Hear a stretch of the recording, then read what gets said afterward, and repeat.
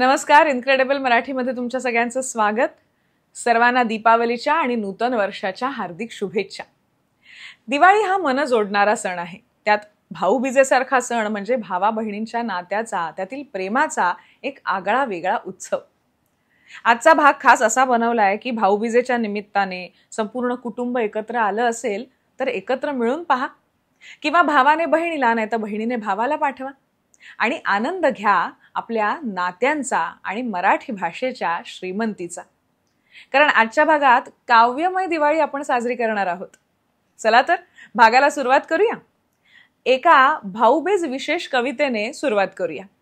ही कविता आहे कविवर्य सुरेश भट यांची. खरं तर त्यांच्या गझल आणि गीतांमधून ते आपल्याला माहिती आहेत, परिचित आहेत, पण या कवितेत त्यांच्यातल्या हळव्या भावाची आणि आपली भेट होते. भाऊबीजेच्या दिवशी जर भाऊ बहिणीपासून दूर असेल तर तो किती कासावीस होतो, त्याला किती हुरहुर वाटते, त्याची ही कविता. उद्याचीच भाऊबीज कोण मला ओवाळील, कोण ओवाळणीसाठी मजसवे झगडील. इथे आज पडलो मी माझ्या गावाहून दूर, कुणा घालू ओवाळणी लागे मना हुरहुर. इथे साऱ्याच बहिणी परक्या या नगरात, परी असे निराळीच माझ्या बहिणीची प्रीत. कसे बहिणीचे नाते कशी बहिणीची माया, कसे बहिणीचे नाते कशी बहिणीची माया, ओवाळणी मागत असे सालभर वांडुनिया. उद्याचीच भाऊबीज महोत्सव घरोघरी, आणि पाहिन हे सारे एकटाच वेड्यापरी. किती गोड आहे ना ही कविता. त्या परक्या गावात मानलेल्या बहिणी सापडतील, पण जिच्याबरोबर बालपण घालवलं, एकत्र खेळलो, भांडलो, त्या बहिणीची ओढ काही वेगळीच असते. बहीण भाऊ असं म्हटल्यावर दोन कविता आपल्याला नक्की आठवतात. एक भारा तांबे यांची, तुझ्या गळा माझ्या गळा गुंफू मोत्यांच्या माळा, ताई आणखी कोणाला चल रे दादा चहाटळा. ताईचं लग्न ठरलंय, त्यामुळे आता चिडवा चिडवी इतकी जोरदार सुरू आहे. तुझं कंठी मज अंगठी आणखी गोफ कोणाला, वेड लागले दादाला मला कुणाचे ताईला. तुझं पगडी मज चिरडी आणखी शेला कोणाला, दादा सांगू बाबाला सांग तिकडच्या स्वारीला. खुसू खुसू गाली हसू वरवर आपुले रुसू रुसू, चल निघ येथे नको बसू, घर तर माझे तसू तसू. कशी कशी आज अशी गंमत ताईची खाशी, आता कट्टी फू दादाशी तर मग गट्टी कोणाशी. आणि दुसरी कविता कविवर्य वसंत बापट यांची. छोटेसे बहीण भाऊ उद्याला मोठाले होऊ, छोटेसे बहीण भाऊ उद्याला मोठाले होऊ, उद्याच्या जगाला उद्याच्या युगाला नवीन आकार देऊ. ओसाड उजाड जागा होतील सुंदर बागा, शेतांना मळ्यांना फुलांना फळांना नवीन बहार देऊ. मोकळ्या आभाळी जाऊ,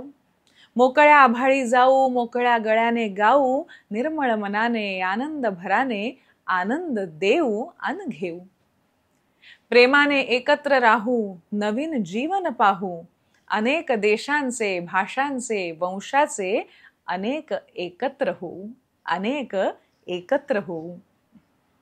या कविता म्हणजे आपलं बालपण आहे नाही का. कितीदा ऐका म्हणा कंटाळा येत नाही. एका घरातल्या 3-4 पिढ्या एकत्र सारख्याच कविता म्हणत आहेत. म्हणजे बार्शीची आजी आणि बॉस्टनच्या नातीला किंवा नातवाला जोडणारा दुवा म्हणजे या कविता. आचार्य अत्रे म्हणाले होते की ज्याला तुकोबांचा एक तरी अभंग येतो तो मराठी माणूस.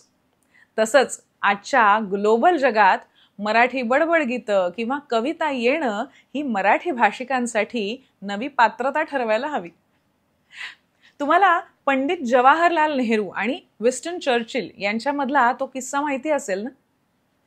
एका अतिशय राजकीय तणावाच्या प्रसंगी या दोघांची भेट झाली. 2 देशांच्या पंतप्रधानांचे स्नेहभोजन होते, पण परिस्थिती इतकी ताणाची होती की अतिशय शांततेत भोजन सुरू होतं. ते शांत. पण अचानक विषय झाला की नेहरू सुद्धा चर्चिल यांच्याप्रमाणे हॅरो स्कूलचे विद्यार्थी आहेत. मग दोघांनी एकत्र शाळेचं गाणं म्हटलं आणि वातावरण खेळीमेळीचं झालं. शाळेतल्या कविता गाण्यांची ही अनोखी ताकद आहे. तर आता तुम्हाला एक स्त्री गीत ऐकवते. त्यात कृष्ण आणि द्रौपदीची गोष्ट आहे.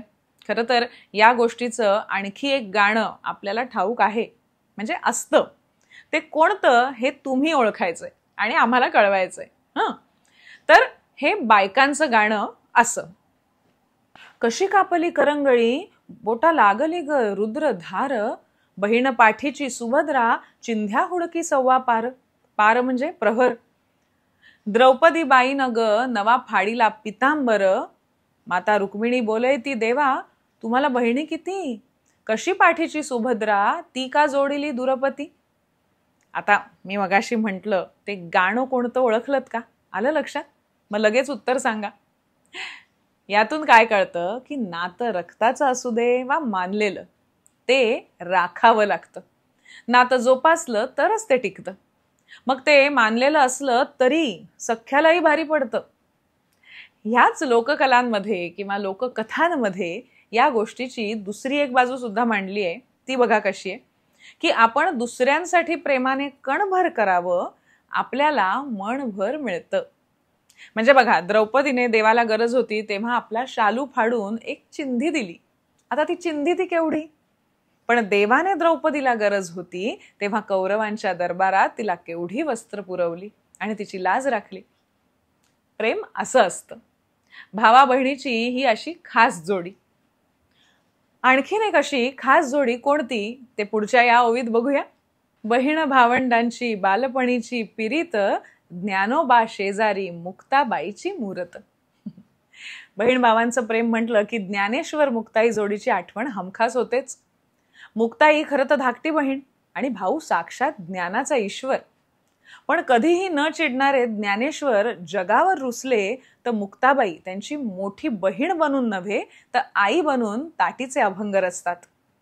बहीण भावाच्या नात्याची ही खास बाब आहे की बहीण भावाला काहीही सांगू शकते. ती काहीही बोलली तरी भाऊ रागवत नाही आणि रागवला तरी तो राग टिकत नाही आणि टिकू नयेच. बहीण भावाच्या नात्यात कधी दुरावा येऊ नये म्हणून तर बहीण विश्वासाने काय म्हणते बघा.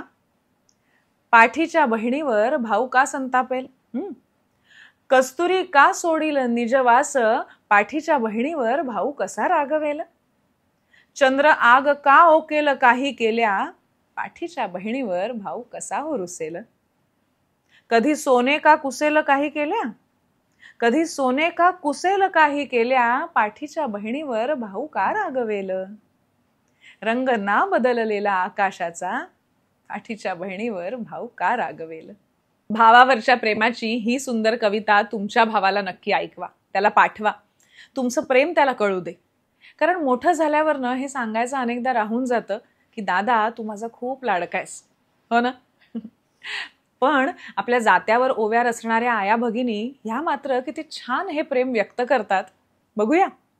त्या म्हणतात, माझे माय बाप दोन्ही काशीची देवळ, माझे माय बाप दोन्ही काशीची देवळ, माझा ग बंधुराया वर निशाण पिवळ.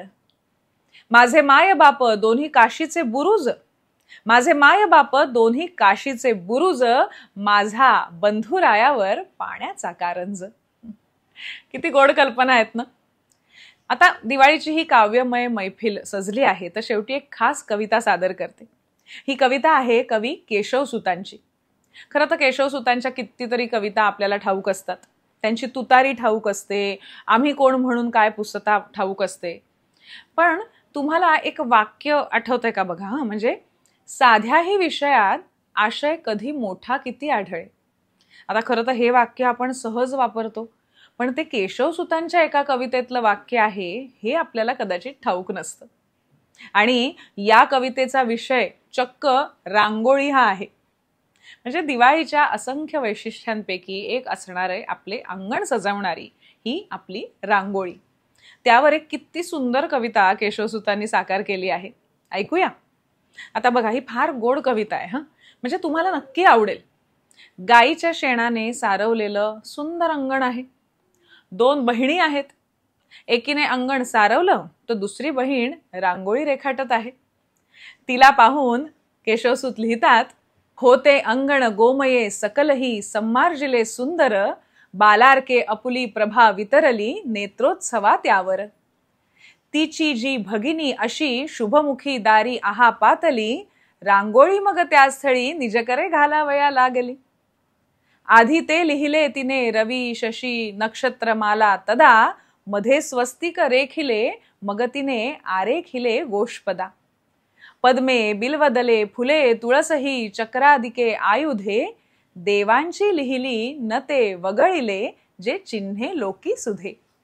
होती मंजुळ गीत गात वदनी अस्पष्ट काहीतरी, होती मंजुळ गीत गात वदनी अस्पष्ट काहीतरी, गेला दाटुनी शांत तो रस आहा तेणे मदभ्यंतरी. तीर्थे देव सती मुनी नरपती देवी तशा पावना, अंतरदृष्टी पुढुनिया सरकल्या संतोष झाला मना. चित्रे मी अवलोकिली रुचिरजी काव्य तशी चांगली, त्याही देखील नस्मरेच इतुकी मदत्ती आनंदली. लीलेने स्वकरे परंतु चतुरे तू काढिल्या आकृती, त्या या पाहुनी रंगली अतिशये आहे मदियामती. रांगोळीत तुझ्या विशेष गुण जो आर्ये मला वाटतो, स्पष्टत्वे इतुक्या अशक्य मिळणे काव्यात चित्रात तो. स्वरभूसंग असा तयात इतुक्या अल्पावकाशी नसे, कोणी दाखविला अजून सुभगे जो साधिला तू असे. आदित्यादिक आकृती सुचविती दिव्यत्वते उज्ज्वल, तैसे स्वस्तिक सुचवी सफलता धर्मार्थ कामांतील. पावित्र्याप्रत गोष्पदे तुळसही शोभेसही सारसे, पुष्पे प्रीतीस चक्र हे सुचविते द्वारी हरी या असे. चित्ती किलमिष ज्याचिया वसतसे ऐसा जना लागुनी, या चिन्हांतुनी हा निषेध निघतो आहे गमे मनमनी. ज्या मागे आपुल्या न दृष्टी कर या द्वाराकडे वाकडी, पापेच्छुवरी हे सुदर्शन पहा आणील की साकडी. आहे निर्मल काय अंतर तुझे मांगल्य की जाणसी, लोभक शोभ जये उदात्त हृदयी भायास का इच्छिसी. ये येथे तर या शुभाकृती मनी घे साच अभ्यासुनी. आहे निर्मल काय अंतर तुझे मांगल्य की जाणसी, लोभक शोभ जये उदात्त हृदयी भायास काय इच्छिसी. ये येथे तर या शुभाकृती मनी घे साच अभ्यासुनी, आर्ये स्वागत घे निघे सरळया त्वलेखना पासुनी. ज्या दारात रांगोळी आहे त्या घरात साक्षात हरिनारायण राहतो, हा संकेत त्या रांगोळीत कवीला सापडतो. कुण्या दृष्टाची वाकडी नजर जर या घरावर पडली तर रांगोळीमधील सुदर्शन चक्राने घराचं रक्षण होईल असा विश्वास वाटतो. त्या मुलीच्या रांगोळीमधून मांगल्याचा संकेत कवीला मिळतो. साध्याही विषयात आशय कधी मोठा किती आढळे, नित्याच्या अवलोकने जनपरी होती पहा आंधळे. रांगोळी बघुनी तत्पर तरी होणे तई शाहणे, कोठे स्वर्ग समक्षता प्रकटते ते नेहमी पाहणे. साध्या विषयातही किती मोठा आशय सामावलेला आहे हे सांगून केशवसूत वाचकांना सांगतात की रांगोळी बघून आता तरी शहाणे व्हा आणि साध्या साध्या विषयात दडलेला अर्थ टिपा, त्याचा आनंद घ्या. आपला हाच प्रयत्न आहे नाही का? म्हणजे इनक्रेडिबल मराठी आणि इटर्नल मराठीच्या माध्यमातून अशाच आपल्या आसपासच्या ओळखीच्या वाटणाऱ्या विषयाच्या काही वेगळ्या बाजू, काही वेगळे अर्थ तुमच्यासमोर सादर करण्याचा आम्ही प्रयत्न करत असतो. आमचा हा प्रयत्न तुम्हाला कसा वाटला हे तुमच्या प्रतिक्रियेमध्ये आम्हाला नक्की सांगा. आणि पुन्हा एकदा तुम्हाला सगळ्यांना दीपावलीच्या हार्दिक शुभेच्छा. आणि हा भाग बघितल्यानंतर ही भाऊबीज अतिशय आनंदाची आणि बहीण भावाच्या नात्यातील गोडवा जपणारी असो ही सदिच्छा. पुन्हा एकदा असे वेगवेगळे भाग बघण्यासाठी तुम्हाला काय करायचंय तर मधुरा वेलणकर साटम ही आमची YouTube वाहिनी, तिला पसंती द्या, तिचा प्रसार करा आणि तिचे सभासद व्हा. अर्थात लाईक, शेअर आणि सबस्क्राईब करा. पुन्हा भेटूया पुढच्या भागामध्ये. धन्यवाद.